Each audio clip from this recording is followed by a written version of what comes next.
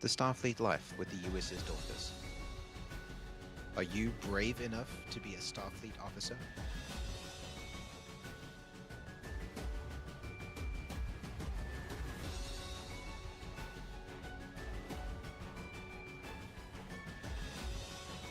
Do you have what it takes?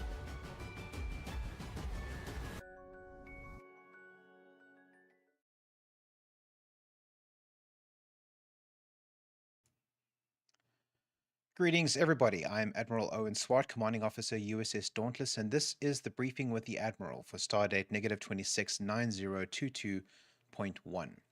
I am the Admiral in question, and today we're going to be talking about the physical side of mission readiness. Now, before we get going on the topic, I just want to point out that this is the second time we've attempted to record this briefing. We did, in fact, go through the entire briefing last week according to the regular schedule.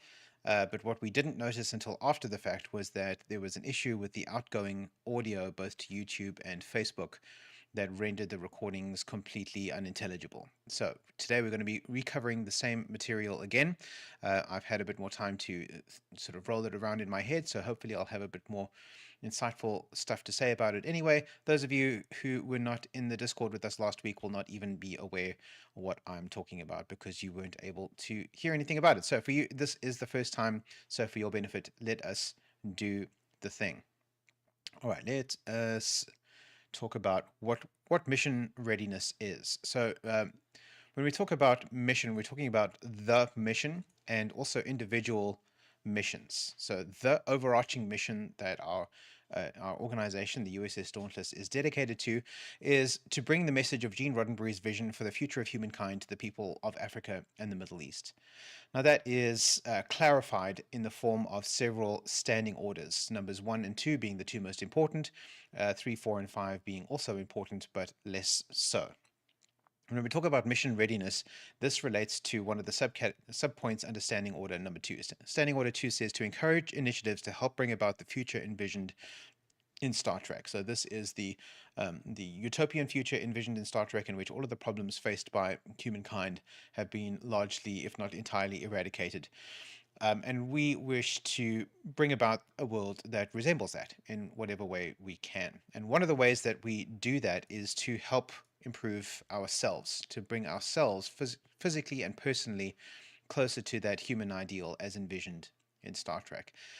Partly because just being better versions of ourselves makes the world a slightly better place, but it also means that we are more physically capable and mentally and emotionally capable of doing the things that are demanded of us as Starfleet officers in order to further advance the promotion of Gene's dream, to help bring about that idyllic future envisioned in Star Trek. So the better we are within ourselves, the better we are as Starfleet officers, the more capable we are, the more we can accomplish.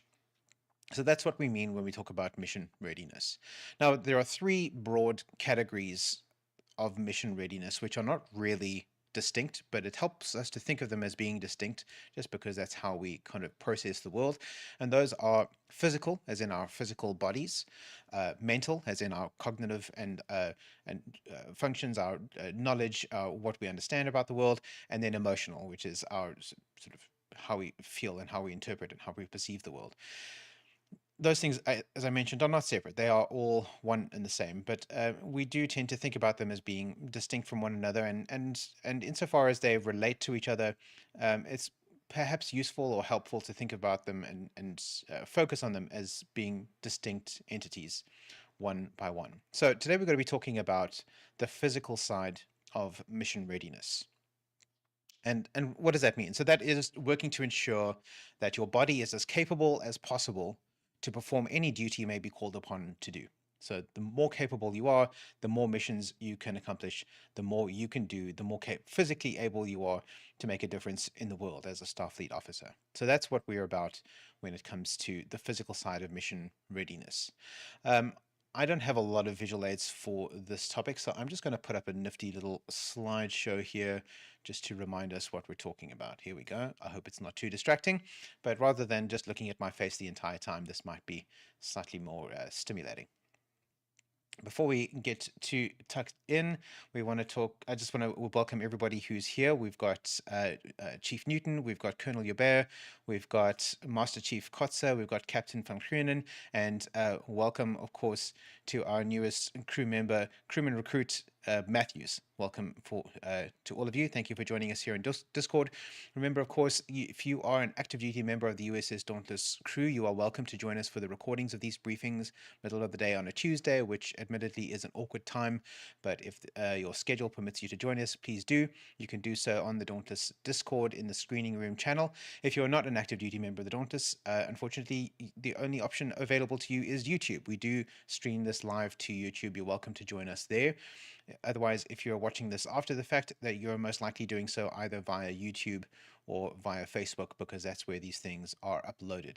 Feel free to like, comment, share, subscribe, follow, and pass them on to people who you think might be interested in learning about what we're talking about today.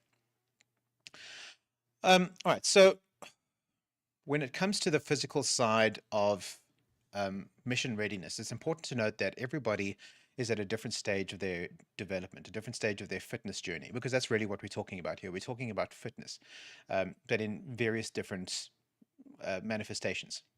Everybody's at a different stage of their journey. Some people have spent their whole lives spending little to no time thinking about physical fitness or exercise or anything like that. Some people are accomplished athletes. Most of us are somewhere between those two extremes. And it's not so much, nobody's here to shame anybody for where they are along that continuum. As long as you're making progress towards a goal, as long as you're doing something, as long as you're taking the time to work on your mission readiness, that is what we're about. We want to be constantly improving. So wherever you are now, if you're taking steps to improve your situation, then you're doing what you're supposed to be doing. There are considerations around where you should be heading, what kinds of things you should be doing in order to advance your position, and that's what we're going to be talking about today. So it's not about where you are, it's about where we're headed and why we're doing that. So first of all, why exercise? Why do we do this at all? Two main reasons. One is that it has a considerable number of protective effects.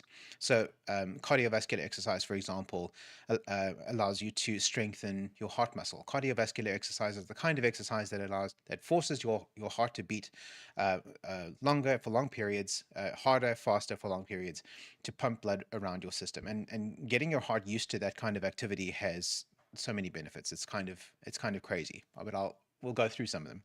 Some of them are, it increases your heart's efficiency at pumping blood, obviously. So the more you train cardio, the fitter you get from a cardiovascular point of view. And that improved circulation will help to lower your blood pressure. If you have hypertension, it can help to manage that hypertensive condition. It helps to lower and regulate, but that usually means lower your blood pressure. It also stimulates production of antioxidants that can help to mitigate the oxidative stress caused by oxygen-containing free radicals. So free radicals are produced just by ordinary metabolic processes. It's contained in foods, and although some of your own inherent passive processes are able to mitigate those oxidative free radicals, it is beneficial to exercise to stimulate the production of excess free radicals, because we don't want oxidative stress. You don't want your muscles rusting away inside you. That's quite an oversimplification, but it's not, I don't think, all that wrong. So if you consider that your muscles contain a fair amount of iron and other kinds of oxidizable materials, the less free radical oxygen that's floating around in your system, the less of that kind of decomposition happens while you're just living your life. It also improves insulin sensitivity. Insulin, of course, is something that's involved in managing your blood sugar levels, which means, of course, that it reduces your risk of type 2 diabetes. Type 1 diabetes, of course, is genetic. There's nothing you can do to mitigate your risk there. But type 2 diabetes is typically lifestyle induced, and regular exercise can help to reduce your risk of that. It reduces the risk of certain cancers, such as breast, colon, and prostate cancers, which are among the most common and most serious cancers that we know of. It helps to reduce inflammation. Now, inflammation is a problem not only with sort of acute inflammation that's associated with having a cold, you might have inflamed sinuses, or some kind of allergic reaction, again, inflamed sinuses or something like that. But chronic inflammation has also been linked to a lot of long-term disorders that people suffer from. And if you can help to manage that inflammation through improving your circulation, then you are going to be that much healthier. You'll be able to deal with illnesses and chronic disorders that much more efficiently. It helps to improve cognitive function, which in the long term helps to reduce your risk of dementia. Captain Van Groenen says inflammatory arthritis, 100%. Yes, absolutely will help to deal with your inflammatory arthritis. So if you are a sufferer from something like that, then improved circulation will help to manage those symptoms. Quick note, I'm not a medical professional. None of this should be considered medical advice. I am a Starship Commanding Officer, not a doctor. Please, before you take any major steps, always consult with your physician. But I think most physicians will agree with most of the advice that I'm giving you here. You can even ask our EMH, he will probably agree. The EMH is commenting in the comments. I'm not even going to read through it. All right, so where was I? Oh, yes, improved cognitive function, which has reduced risk of dementia in the long term, but also just day-to-day improved cognition. For our female crew members, it improves fertility and reduces the risk of polycystic ovarian syndrome through the improved circulation in that region of your body. And then also long-term reduces risk of osteoporosis because, of course, improved circulation also means to your bones. But in addition to protective effects, being fit also has enhancing effects. It makes you better than you were before. It doesn't just prevent you from deteriorating, it actually makes you even better. And in what ways does it do that? Well, for starters, it helps to improve your mood and your overall mental health. Every time you exercise, it generates endorphins, which are nicknamed the feel-good hormones, which is kind of a silly name, but it kind of is true. And that helps you with things like pain management. It helps to improve your sleep. It helps to reduce your stress overall. It stimulates serotonin and dopamine generation as well, which it also helps to regulate your mood and your emotional responses. So if you are the sort of person who tends to be overly emotional, perhaps you are a Bones McCoy. If you wish to become or aspire to become more Spock-like, what you need is things like serotonin and dopamine, because those help you to manage your emotional responses. And the way you stimulate production of those kinds of chemicals, in addition to just the passive amount that are stimulated in your everyday life, is through exercise. Becoming cardiovascularly fit will help to regulate those emotional responses. It improves circulation and improves cognitive function, including memory, attention span, and processing speed. So it actually makes you smarter. It doesn't just stave off the effects of dementia long term, it actually makes you smarter in real time. It reduces stress by stimulating natural stress reduction natural stress reduction symptoms. Things like it strengthens the parasympathetic nervous system responsible for managing stress. It also manages your cortisol regulation, which is one of the neurotransmitters involved in responding to stress, which is part of your relaxation response. So when you experience a moment of stress, cortisol production helps you to regulate back down again to a calm state. And that even keel, that more active response to stress also helps you to sleep better, because which in turn assists with mental health effects. The better you sleep and the more you sleep, the better your overall mental health. It also helps to manage your immune system. So your immune regulation happens mostly while you're at rest, mostly while you're sleeping, and the better you sleep, because of your improved fitness, because of your improved cardiovascular health, the better your immune response will be when it is challenged by whatever disease might come up. It also helps with weight management. So in addition to regulating your diet, simply having enough sleep and having good quality sleep helps you to manage your hunger, which and also manages the necessary hormones which regulate your feelings of satiety, which is feeling full, and then also, of course, how hungry you are. It also improves your athletic performance due to recovery. So if you are exercising a lot, the fact that it helps you sleep helps your muscles to recover, because especially if you're doing things like weightlifting, if you're doing resistance training, which causes muscle hypertrophy, most of that hypertrophy happens when you're at rest, when you're sleeping. So the better your sleep, the better your hypertrophic response, the more muscle mass you put on. I mean, these effects are subtle but detectable over the long term. So overall, the better your sleep, the better response you will have to exercise. And of course, better sleep is also correlated with longevity. We don't really understand the correlation there. I mean, aside from all of the effects that we already mentioned, but we know that people who live a long time report having had good long sleep during the course of their lives on average. And of course, the obvious enhancement benefit to getting fit, whether it be cardio fit or any other kind of fit, is that you get stronger. You become physically more capable. You're able to lift heavier things. You're able to move for longer, move faster, and become a physically superior version of yourself. And it can also help you to prevent, manage, treat, or even eliminate chronic illness. And this is an effect that I can't overstate, because this is something that I've experienced in my own life. So, just some of the conditions that fall into this category are things like type 2 diabetes, which can be outright prevented or managed or treated or even eliminated through enough exercise. Now, again, your results might vary.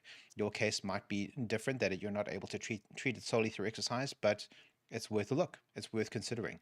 If you are at risk, or if you are suffering from type 2 diabetes, it's worth having a conversation with your medical practitioner about employing exercise as part of your treatment regimen.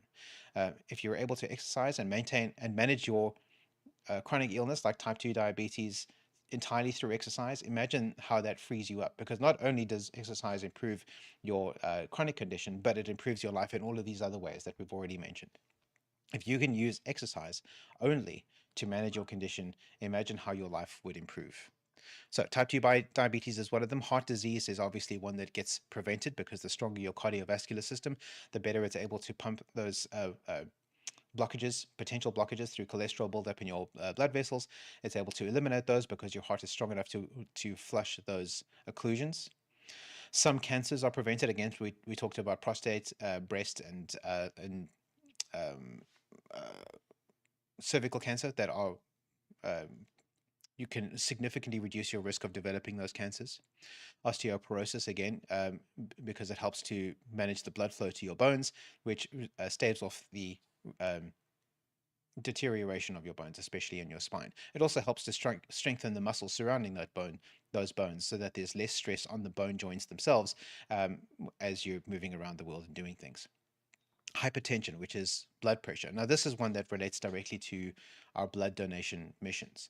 Of course, 3 out of every 4 people is able to donate blood, and we donate blood on the regular. Once every 9 weeks, we go together and donate blood together. One of the reasons that is most common that somebody on the day might be rejected from being able to give blood, because of course you receive a little mini physical every time you go to give blood, and one of the things they test is your blood pressure. And that is most often, from my experience, the reason why somebody might be rejected from giving blood on any given day is that their blood pressure is not within an acceptable range.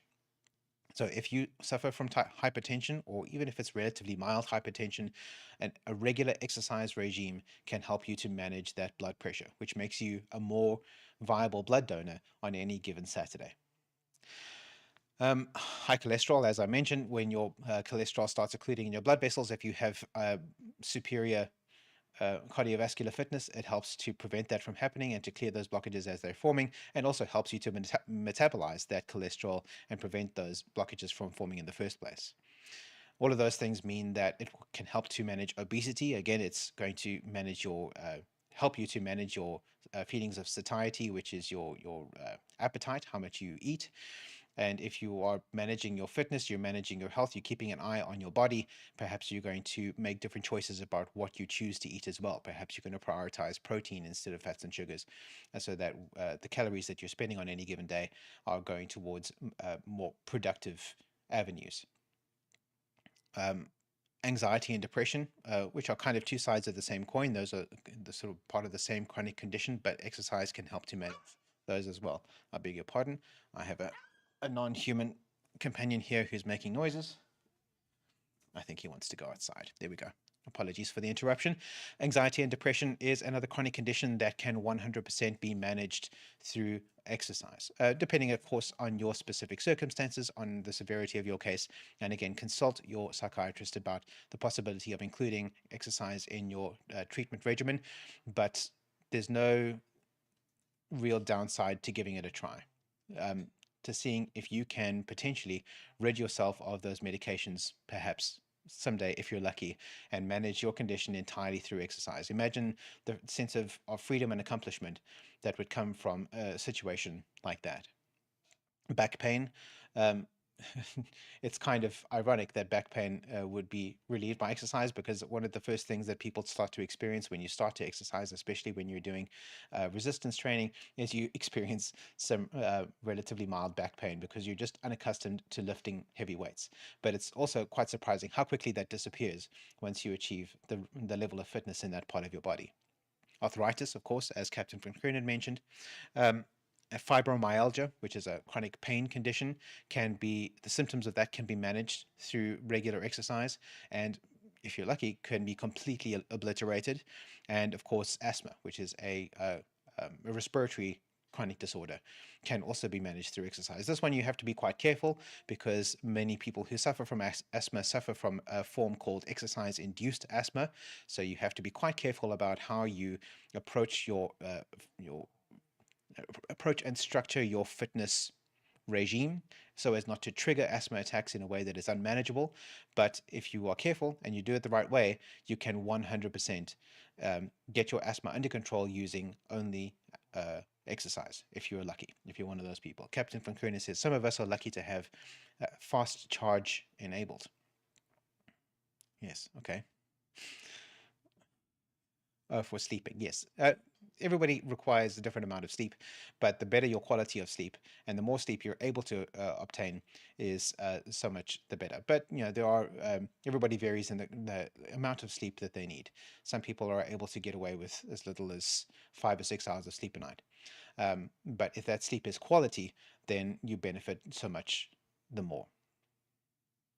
So in terms of impact on our actual missions, so again, this is referring to our overall mission, the mission of the Dauntless, and also our individual missions. So every time we embark on a specific activity, that is classified as a mission. So what is the impact that all of this fitness and all of this strength enhancement has on our missions? Why do we care about this as the Dauntless? Well, for one thing, you can lift heavy things. So here's an example. When I'm doing my public service hours at Cheetah Outreach, there is a physically demanding aspect to the job where sometimes we just have to lift heavy things. Sometimes we have to lift large containers full of fresh water for the animals to drink, and they need to be carried to the appropriate spot. Sometimes we need to carry furniture around the animal enclosures, and those are heavy. Bales of straw, those are also heavy. And the stronger you are, the easier it is for you to lift those heavy things. When I started, I wasn't as strong as I am now. I needed to have help to carry a full trough of water from one side of an enclosure to the other. I'm now strong enough, I've grown strong enough in the time that I've been working at Cheetah Outreach that I can now lift one of those containers full of water myself. I don't even know how heavy it is. It kind of doesn't matter. There isn't a water container at Cheetah Outreach that I cannot lift on my own without hurting myself. So I'm personally quite proud of that achievement. Another thing is that you can get around faster. Another example at Cheetah Outreach is that sometimes we have what we call Code 1 events. This is when there is a life-threatening situation, either to a guest or to an animal. It typically relates to an interaction with a snake. We get a lot of wild snakes in the area, and if there is a snake spotted in one of the animal enclosures, we have to scramble immediately to go and capture that snake and have it safely removed to somewhere by a snake retrieval expert who can then release it somewhere where it's both safe for us and safe for the snake. But during those moments, the response time is crucial. We need to be able to get to the enclosure and obtain that snake as quickly as possible, in a matter of seconds, if at all possible. And the only way to do that is to run. We have to run across a fairly large facility, and if I wasn't cardio fit, I wouldn't be able to do that kind of thing. We certainly have volunteers who are not able to respond to Code 1 events in a timeliest fashion. I'm pleased to say that I am not on that list. So getting around faster matters, can even have life or death consequences.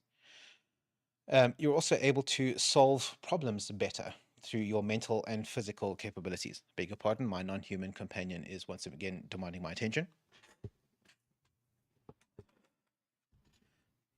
There we go. Yes, as I was saying, you're able to solve problems better, and that can be both a physical and mental capability. So if you're able to divine the solution to a problem mentally and then enact the physical solution to that problem, that so much the better. That is one of the reasons why you have improved yourself, is so that you're more capable of doing things like that, operating in a situation like that. Um, Another factor there is that your availability is improved because you're not sick all the time. One of the byproducts of being fit is that you are less susceptible to disease, whether that's chronic disease or just regular viral infections. When they do hit you, they're less likely to hit you hard. You're able to be more resilient and recover more quickly. So you have more uptime. You're more available to go on missions, to do the things that the Dauntless needs to do, whether that's just a casual games day or whether we're donating blood.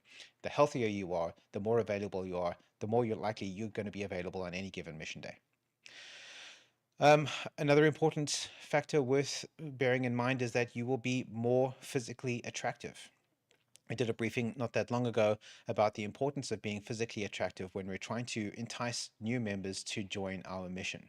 We want to be as good looking as possible, whether that's having fitted uniforms or being well groomed or being the best physical version of ourselves. We want to be attractive so as to attract people to us. And being physically fit allows you to be even more attractive. And then, of course, the thing that I've mentioned over and over again, and this is something that our EMH is constantly harping on, is that the fitter you are, the more likely you are to be able to donate blood. So if your blood pressure is under control, if your chronic disorders are under control, everything is being managed correctly, you are healthy, you are strong, on any given blood donation mission, you are likely to be approved by the mini physical screening test, and you will be able to donate blood yourself. So that is quite an important factor for being a member of the Dauntless. It's not only, I mean, of course, you're encouraged and required to attend the blood donation even as a non-donor, but the more of us that are able to donate, the more efficient and more effective we will be as an organization when it comes to donating blood. So the question you might be asking yourself is where do I start, or where do I go from here? Because of course we are all somewhere in a fitness journey. Even if you haven't been prioritizing it in your life, you have some aspect of fitness already going on, whether you realize it or not. But perhaps you're right at the beginning of that journey. Perhaps you haven't been doing very much. So where do you go? What do you do? What's the objective? I always recommend that the easiest way to get started is walking. You can walk. Anybody can walk. Something like parkrun is a great example. So parkrun, although it has the word run in the name, it's not necessarily required that anybody run. In fact, most people can't run 5 kilometers. Parkrun, for those who are not familiar, is an international event. It's free to participate. It is a 5K run in a nearby park in cities throughout the world every Saturday morning at 0800. Colonel Ubay says, and you've never lost with a park run because of the tail walker. Quite right. So park run is great for a number of reasons, and one of those is the safety that's involved. There are so many volunteers at any given park run event, one of whom is a volunteer called a tail walker, who walks right at the end of the group of everybody who's participating and makes sure that everybody gets back to the finish line safely. So even if it takes you an hour and a half to walk that 5 kilometers, which it probably won't, you can do so safely and secure in the knowledge that everybody will be waiting for you at the end of it. Not many people can run a full 5 kilometers, but almost everybody can walk 5 kilometers. And it's a good place to start because it's a fun social event. It's motivated. There's lots of other people doing it. You don't have to think too much about it. Everybody is there to cheer you on. Everybody's happy to see you participating. And that's a great place to do it. Colonel Eber says, I've been second to last so many times. Yep, that happens. I've also been very last once or twice.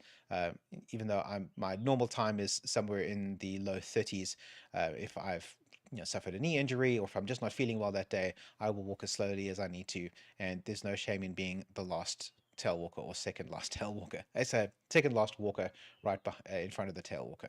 That's just part of the service that Parkrun provides. Colonel Ubay says, if I take my dog and I need to carry him, I am so slow, he's so heavy. Yeah. Yes, and that's the thing that people do. Most park runs are pet friendly. Not all of them, but most of them are. Just be sure to check that your local park run is pet friendly before showing up with your pooch. And if you're interested in bringing your pet with you for a walk, that's a great way of doing that too. Again, it just adds to the social flavor of the whole thing. So park run or walking in general, park run in particular, is a great place to start.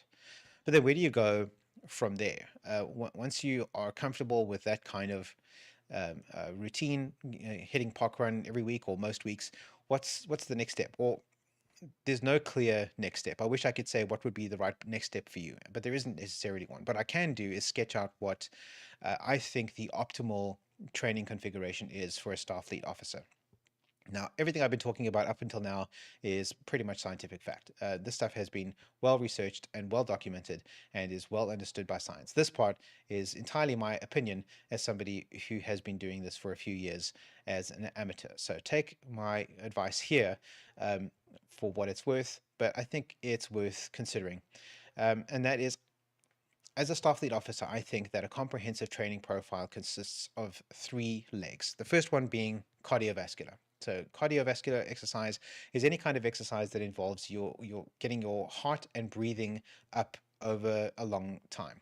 So walking is a good start. It's not very intensive cardio exercise, but it's better than nothing. You want to progress from walking to running as much of that park run as you possibly can.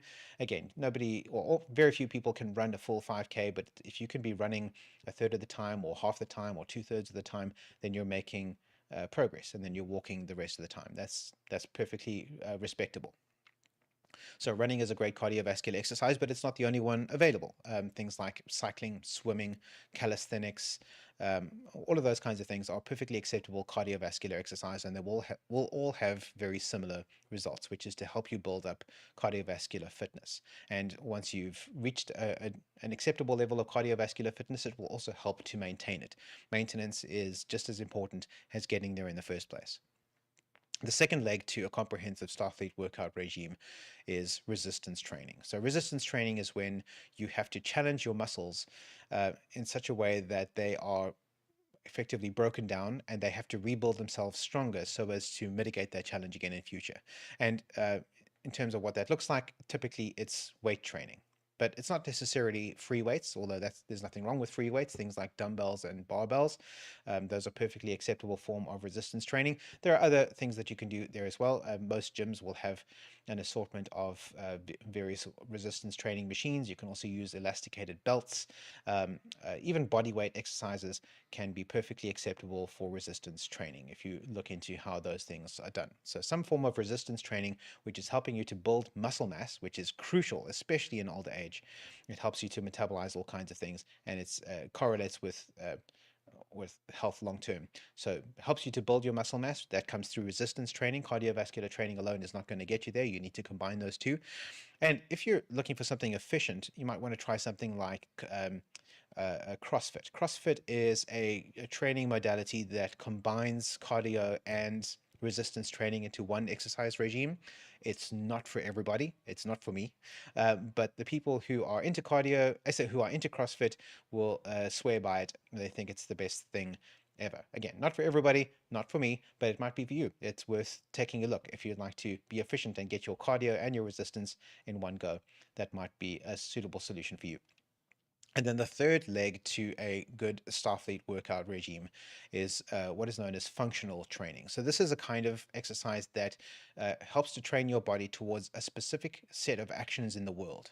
So this isn't just about targeting muscle groups. This isn't just about getting your heart rate up. This is about trainings for a specific set of actions. Now, my recommended form of functional training is martial arts. Martial arts, I think, is probably the best form of functional training imaginable. And again, there are lots of different martial arts. Probably the best one for this is something like Taekwondo or Brazilian Jiu-Jitsu.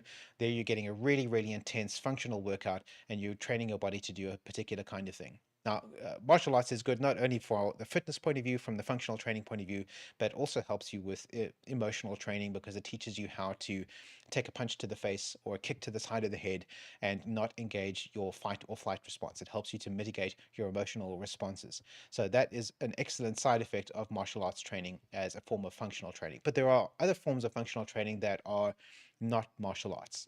Things like ballroom dancing or yoga or Pilates or Tai Chi, although I think Tai Chi still counts as a martial art. It's kind of in a gray area there.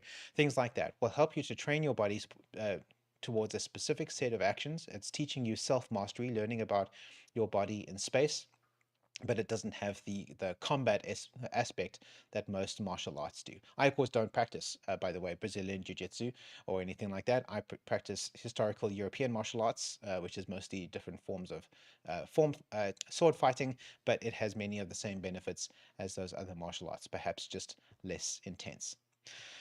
Um, so yes, so those are the three legs of a good Starfleet workout. You've got your cardiovascular, you've got your resistance, and you've got your functional training. So this is what I recommend each and every one of us work towards building for ourselves. Start with walking. That's the easiest way to begin. And then slowly over time, build towards a comprehensive training regimen that incorporates those three aspects. And the more of those kinds of things you can do, the stronger you'll become, the more you'll be able to resist disease, the more functional you'll become as a Starfleet officer, the better version of yourself you'll become, the better looking you'll become, and overall, everybody will benefit from your fitness. All right. That is everything we needed to cover today. Thank you very much for joining us again today. I'm not seeing any more questions or comments, so I think we can probably wrap it up there. Remember, of course, you are welcome to drop any comments about this on Facebook or YouTube.